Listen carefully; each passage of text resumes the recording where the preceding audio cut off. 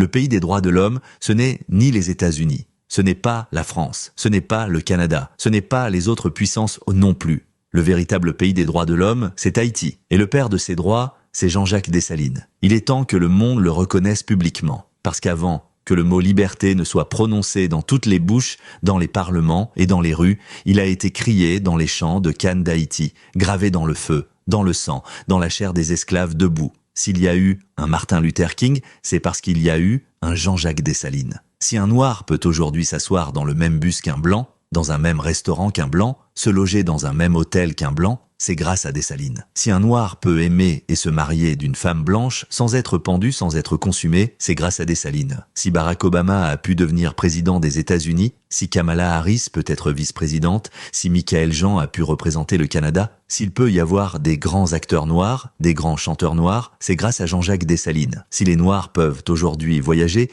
habiter dans des quartiers blancs, envoyer leurs enfants dans les mêmes écoles, jouer dans les mêmes parcs d'attractions, c'est grâce à Dessalines. Si des nations africaines ont pu se libérer sans un océan de sang, c'est grâce à Haïti. C'est grâce au sang versé par le peuple haïtien, c'est grâce au sacrifice haïtien. Au nom de la liberté noire. C'est la souffrance d'Haïti qui vous rend confortable aujourd'hui. Si vous pouvez parler librement, créer vos associations, écrire vos livres, faire vos vidéos sur les réseaux, si je peux vous faire cette vidéo et que vous pouvez la regarder aujourd'hui, c'est parce qu'un jour, en 1804, un peuple noir a décidé de dire non.